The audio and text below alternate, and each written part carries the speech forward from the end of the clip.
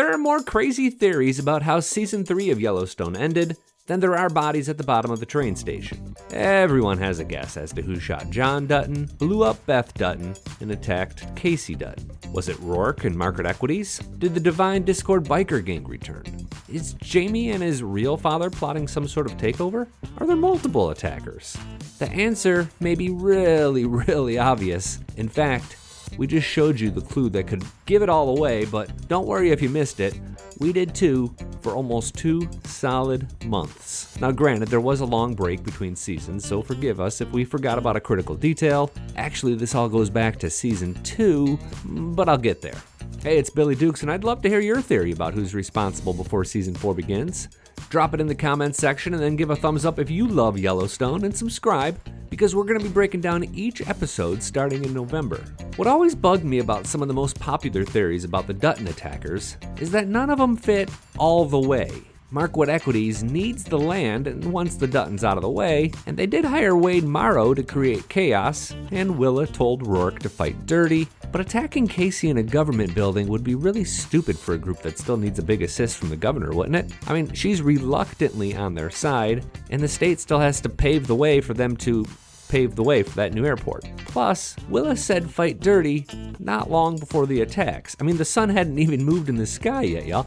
I'm not buying it. Not enough time, not enough motive. The biker gang from Season 3, Episode 4 doesn't fit either. Let's be honest. Do you really think that group is smart enough to pull all this off? Frankly, they looked really terrified after they dug their own graves and John let them go. Some people think it was Mo or Rainwater, and after rewatching the Season 3 finale, I gotta say that Angela Blue Thunder, she scares me. And that's a really convincing theory. But again, there just wasn't the time for them to plan and execute an attack. And I really want to stress this. Everyone met at the Attorney General's office in the morning.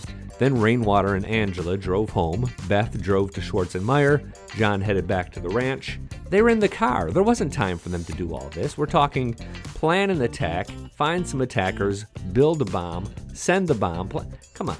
On top of all that, I just don't think that Rainwater and Mo are murderers. I don't really think that Jamie is either, although I concede his alibi is a little thin. I mean, he could have planned this for his real dad, but he only had about a day to do it. I'm not buying that yet.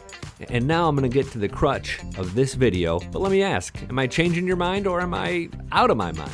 Stick with me just a little longer.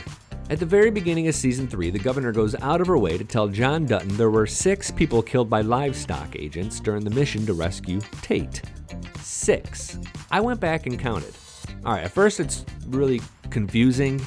A couple of bad guys appear to go down too, but it's all kind of hazy. Then one guy definitely gets shot by an agent, maybe in the chest, maybe in the shoulder. 3 more get absolutely lit up and drop. There's another dude that's outside the house that takes a bullet. One inside the house, there's that guy that shoots himself. And then the guy they kill that is actually holding Tate in the other house. So that's like 7-8 guys. 1 or 2 of them must have lived, but hold on. Who did I not mention? We never saw Malcolm Beck actually die, y'all. In fact, John asks if he wants company to die or if he wants to do it alone. Malcolm says he'd rather be alone.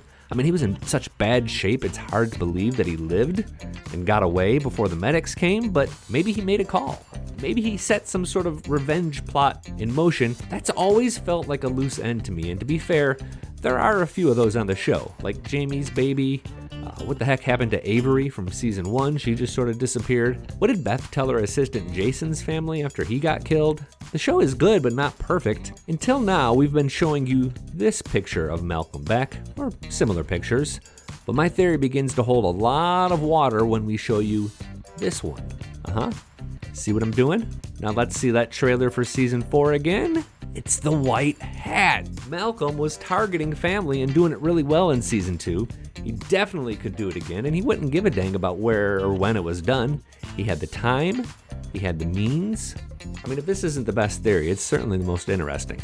Multiple attackers? I mean, that just sort of feels kind of weak, doesn't it? All right, I've talked enough.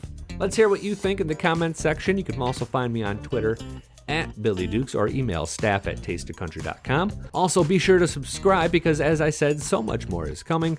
Plus, if I'm wrong, you're going to want to know where to find me. I'm Billy Dukes for Taste of Country. Thanks for watching, and thanks for subscribing.